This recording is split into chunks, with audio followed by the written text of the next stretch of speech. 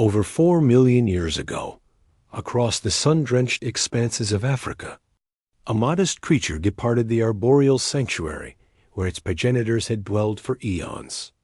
It was neither strictly human nor fully ape. Rather, it occupied a liminal space between two disparate existences, harboring a choice that would permanently alter the course of history. By abandoning the treetops to traverse the earth, this entity, Australopithecus, became the definitive non-human predecessor before the Homo genus ever dawned. But what factors transformed this particular species into such a pivotal cornerstone for humanity?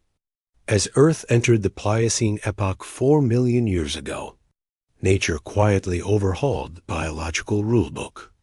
The global climate trended toward cooler, arid conditions, and Africa's flora underwent a radical, irreversible transition. The lush, expansive forests that had once enveloped the continent, serving as the nursery, dining hall, and refuge for countless generations of primates, began to dwindle. In their wake, boundless savannas stretched toward the horizon, stripped of the dense canopies that provided both transport and protection from predators. These apes confronted a survival dilemma hitherto unknown. How can one endure in an environment no longer tailored for one's existence? As the landscape morphed, evolutionary pressures intensified dramatically. Any species insisting on remaining within the forest faced the constant threat of extinction. Conversely, those individuals bold enough to embrace novel lifestyles discovered an opportunity to forge a new path. Amidst this transition, out upon the widening savanna, a small, curiously postured creature emerged, with a more upright spine, stable limbs, and eyes capable of scanning greater distances than any contemporary primate. They signaled a paradigm shift. Though they lacked language, complex tools, and massive cranial capacity, they embodied the initial sparks of a divergent future, a destiny existing beyond the forest, and separated from the fate of their ancestors. This was Australopithecus, a life form possessing a physique laden with ape-like characteristics, yet holding the key to a revolutionary evolutionary decision to vacate the branches that had been honed for tens of millions of years and plant their feet firmly upon the ground. What compelled them to embrace such a transformation? What triggered this historical turning point? And why did that seemingly mundane choice serve as the foundation for the eventual rise of the entire Homo lineage? The resolution of this mystery commences with those foundational steps on the African plains. Nearly 3 million years after Australopithecus first navigated the terrain on foot, their remains were interred within Africa's deep limestone strata, however. The modern era remained oblivious to this ancestor until a chance discovery in 1924. Workers at a limestone quarry in Taung, South Africa, unearthed a small, circular cranium featuring facial structures uncannily reminiscent of a human. Little did they know, they were holding one of the most consequential fossils in the history of our species. Upon receiving the specimen at the University of the Witwatersrand, young anatomist Raymond Dart was instantly captivated. The skull had belonged to a juvenile, perhaps only 3 or 4 years of age at the time of death. Its broad eye sockets, slightly protruding brow, and crucial eye, the foramen magnum, situated directly beneath the cranium's base, provided definitive evidence of bipedal locomotion. Dart recognized that this was no mere ape. It displayed distinctly human attributes, yet remained far too primitive for classification within the Homo genus. He dubbed it Australopithecus africanus, the southern ape-man of Africa, predictably. Dart's assertion was immediately met with a deluge of skepticism and scorn. During that era, the prevailing consensus held that humanity had emerged in Europe or Asia, a belief bolstered by dubious specimens like the Piltdown man, a fossil later exposed as a complete fabrication. Consequently, Dart's theory that Africa was the cradle of mankind was deemed absurd. Furthermore, declaring a tiny skulled creature with a brain the size of an orange to be a human ancestor flew in the face of existing hypotheses.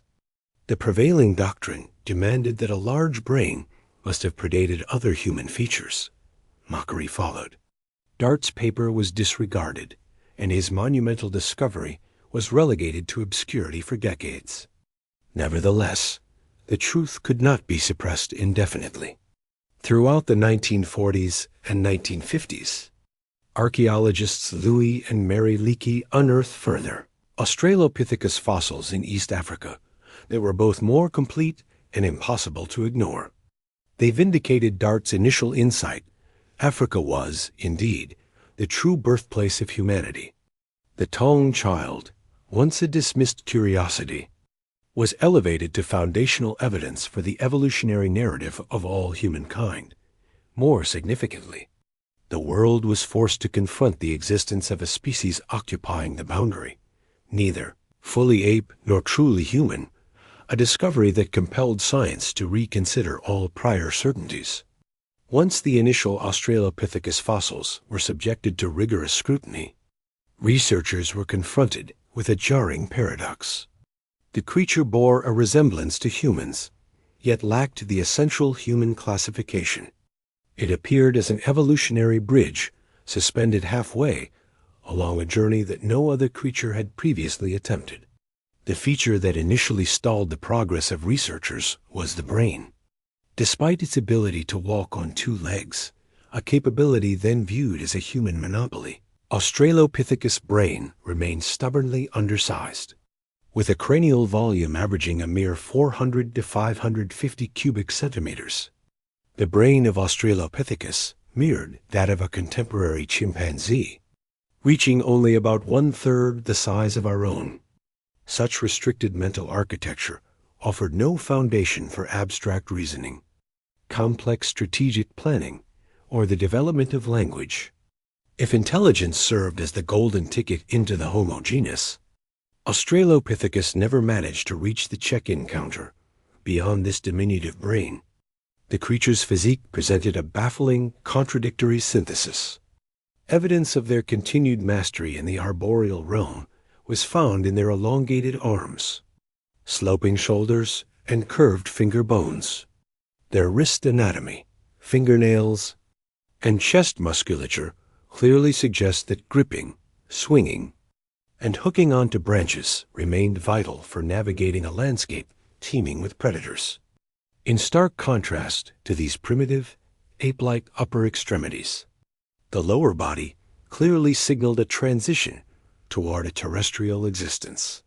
Their gait was defined by forward-curving lumbar vertebrae, locking knees, and extended leg proportions, all hallmarks of a fully functional, upright bipedal stride. This resulted in an unprecedented biological hybrid, one that existed in a liminal state, neither fully adept at life in the canopy nor completely mastered by the rigors of the ground.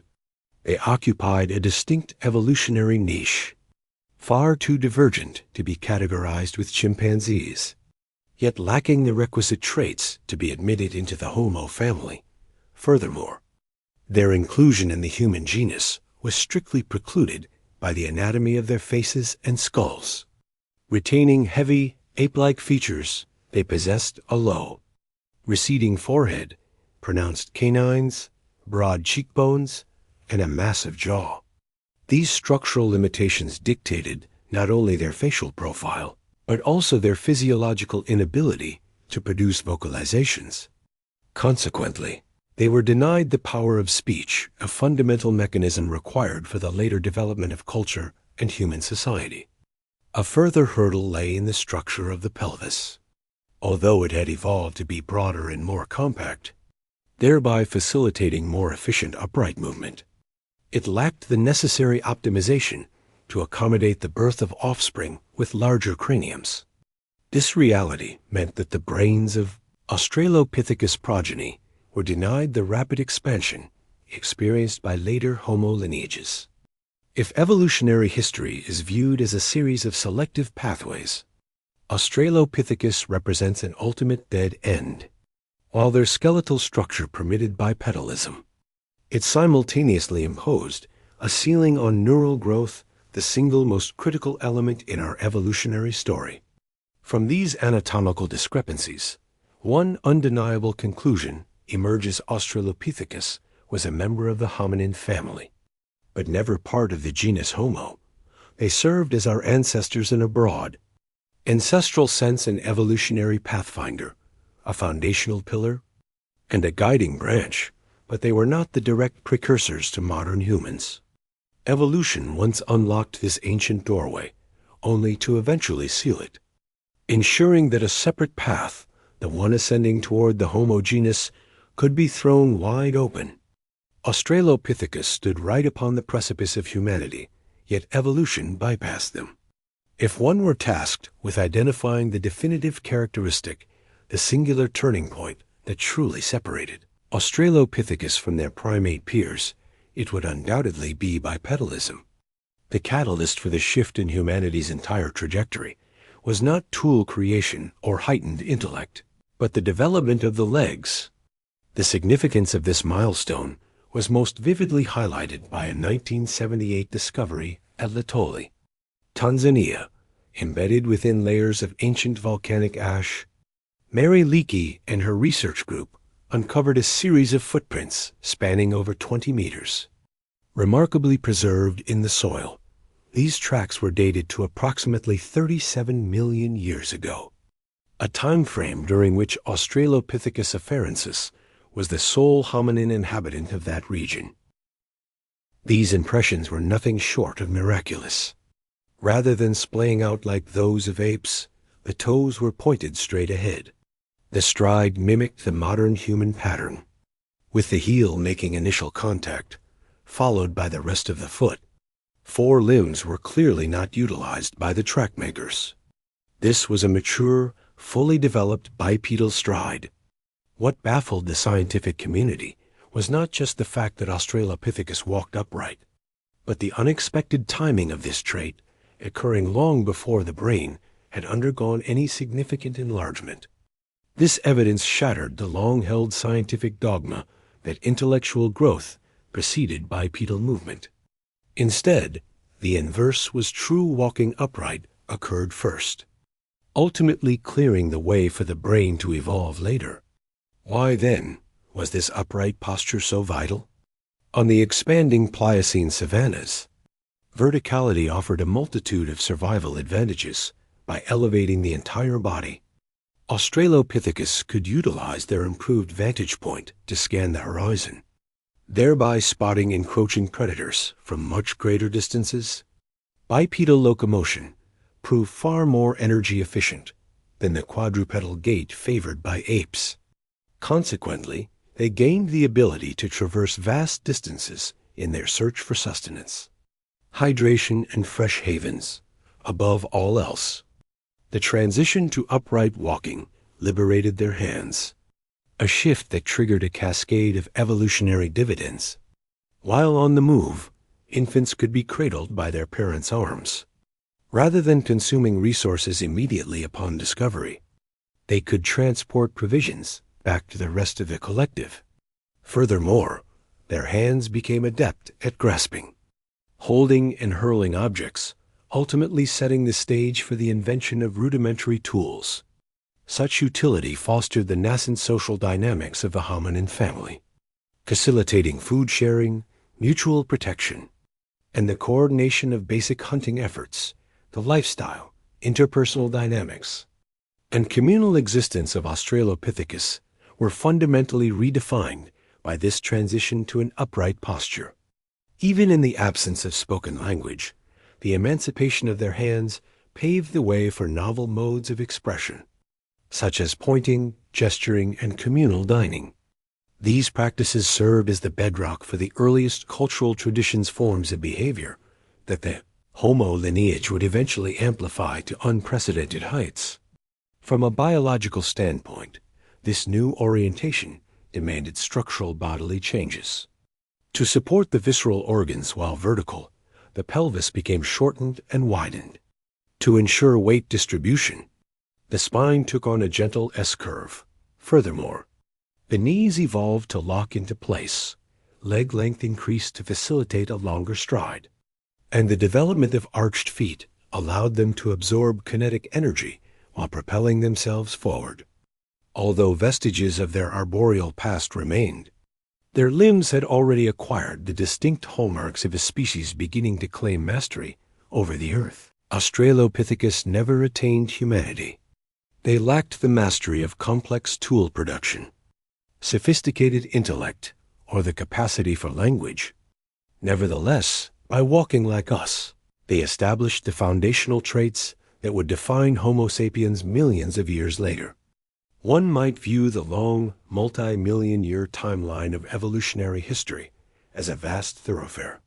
In this analogy, the Australopithecus were the first to venture from the forest and set foot onto that great highway. Abandoning the sanctuary of the canopy was a monumental, yet perilous, gamble for Australopithecus. Upon reaching the ground during the Pliocene, they encountered a radically altered landscape, lacking the safety of the branches. They were exposed to the brutal, unforgiving savanna, where the shadow of death loomed constantly. Life on the surface was far from an idyllic paradise. It functioned as a prehistoric theater of war, where daily survival represented a grueling ordeal. As a small-statured species, typically standing between 11 and 14 meters and weighing a mere 30 to 50 kilograms, they were ill-equipped for the dangers they faced. Females, often half the mass of their male counterparts, faced heightened levels of vulnerability, given their delicate physiology. Direct confrontation was rarely a viable option each morning. As the sun's rays pierced the gloom of the mist, the same agonizing question took hold: would they survive to see the sunset? Peril was a constant companion.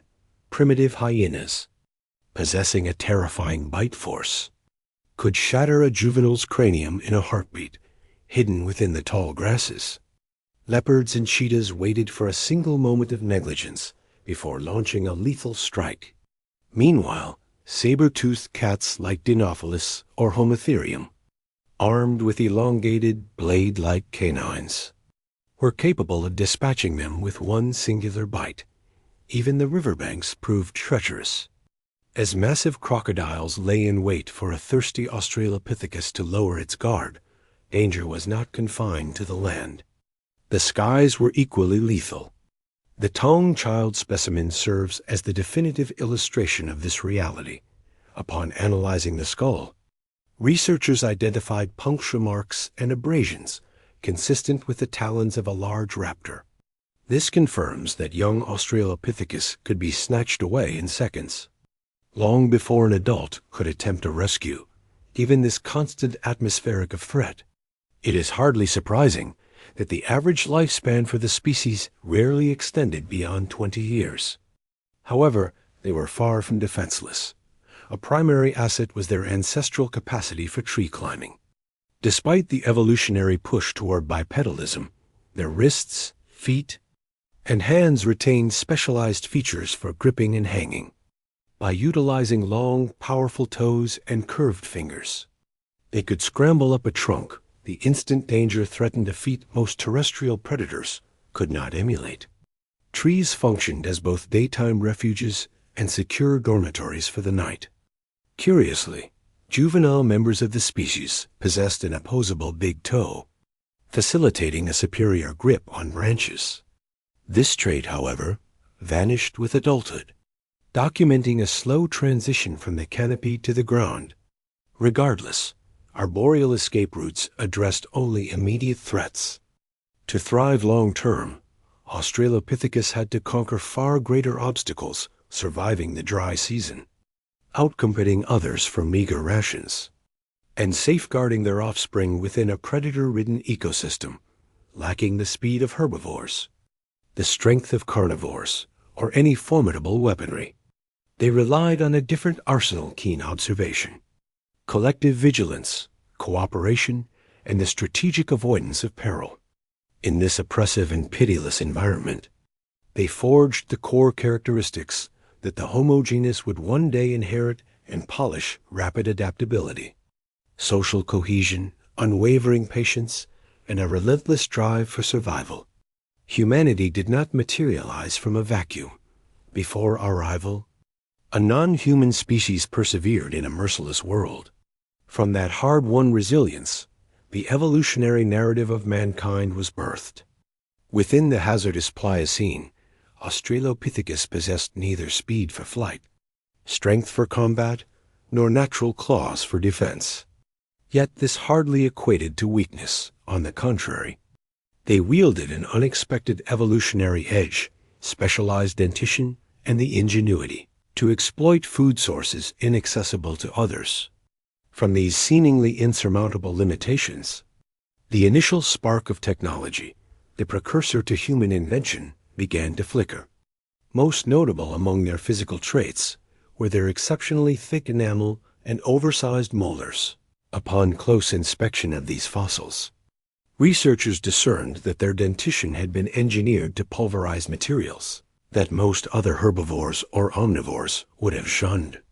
They were equipped to process subterranean tubers, fruits and seeds encased in hardened shells, tough fibrous roots, and even vegetation tainted with abrasive sand and grit that caused rapid dental wear. In the unforgiving climate of the Savanna, where aridity could persist for months on end, the ability to subsist on abundant yet low nutrient resources provided a decisive survival advantage. While other species faced the grim prospect of starvation or the arduous necessity of migrating for dozens of kilometers, Australopithecus merely had to forage, utilizing plant life that they could effectively grind down, however. Their nutritional narrative extended far beyond mere flora. An examination of the fossils reveals that their incisors were significantly larger and more robust than those of many other primates, implying an ability to strip flesh from carcasses and thus secure vital protein during periods of scarcity.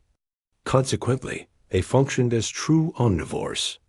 Even if vegetation remained the primary staple of their diet, the most startling disclosures, however, have emerged from archaeological investigations conducted over the past 10 years.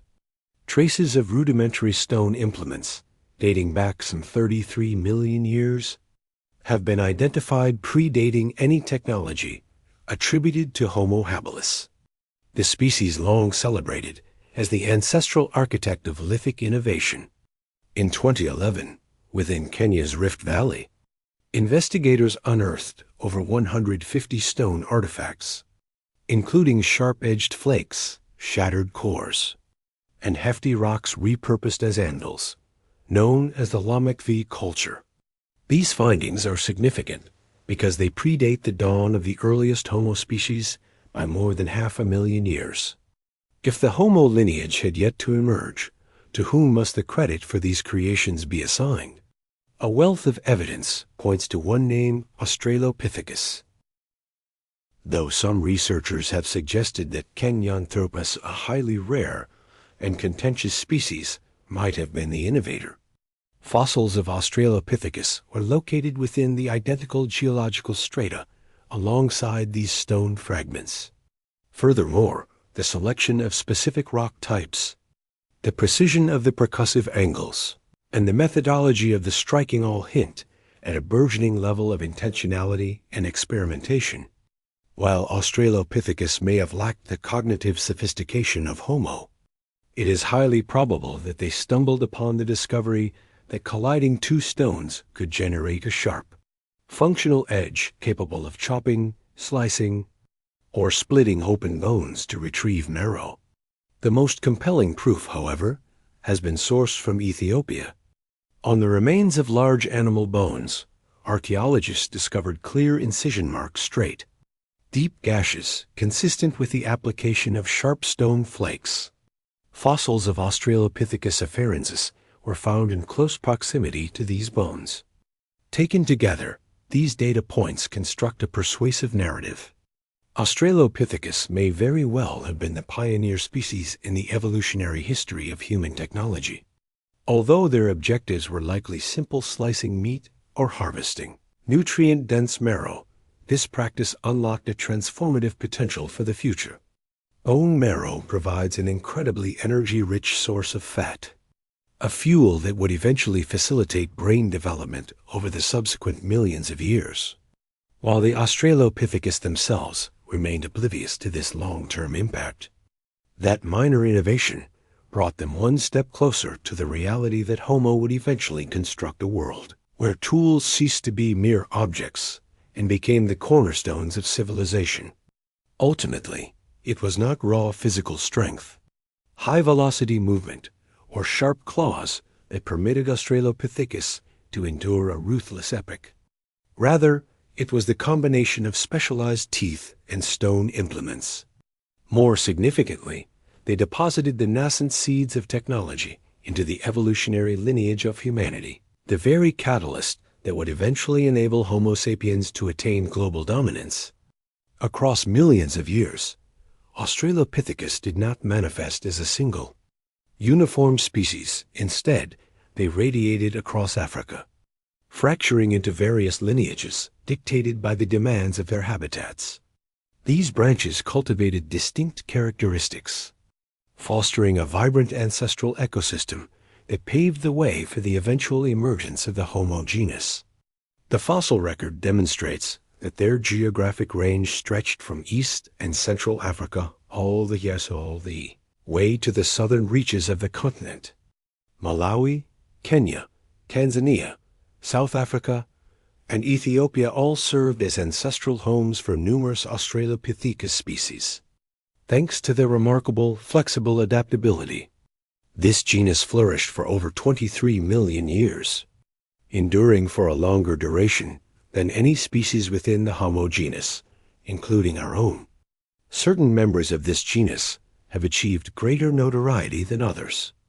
Australopithecus afarensis, the species famously represented by Lucy, inhabited East Africa and is regarded as one of the most ancient, thriving between 39 and 29 million years ago.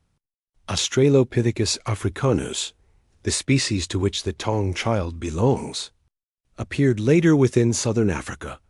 Australopithecus anamensis is considered even more ancient than afarensis, viewed by many as a transitional link stemming from Ardipithecus. Finally, Australopithecus sediba stands as the youngest species, having lived roughly 2 million years ago, a period during which the Homo genus had begun its phase of rapid expansion. Notably, these species did not emerge in a simple, linear succession. A great multitude of these species coexisted. For instance, afarensis and anamensis overlapped for at least a century of millennia. This serves as proof that evolutionary development resembles a branching tree rather than a linear chain where one life form morphs into another. Regarding their connection to the Homo genus, the bulk of evidence suggests that Homo habilis, our inaugural human species, descended from an Australopithecus lineage, most likely afarensis, or a very close relative. Parallels in dental morphology, upright stance, and hand structure reinforce this link. When Homo habilis emerged roughly 24 million years ago, a variety of Australopithecus species were still flourishing. This implies that the earliest humans and our final non-human predecessors once inhabited the same landscapes, vying for territory while sharing the same feeding grounds and waterholes. Imagine a scene where a band of Australopithecus excavates roots, just a stone's throw from a group of Homo habilis smashing bones to access marrow. It captures a fleeting, rare moment where two disparate evolutionary trajectories intersected. A few hundred millennia later, the arrival of Homo erectus, equipped with superior tool-making expertise and a larger brain, permanently disrupted the balance of survival. As the environment grew increasingly hostile and resources fluctuated, the Homo lineage proved more adaptable. Consequently, Australopithecus began a slow retreat into oblivion. Nevertheless, their significance remains undeniable. While Australopithecus were not human, they functioned as true pathfinders. They etched the inaugural footprints onto a journey that would be continued and brought to fruition by Homo and eventually Homo sapiens.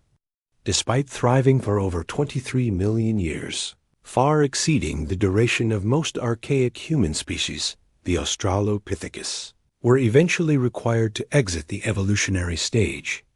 The enigma of why they succumbed to extinction has fueled decades of academic debate, as no isolated occurrence appears potent enough to have decimated the entire genus.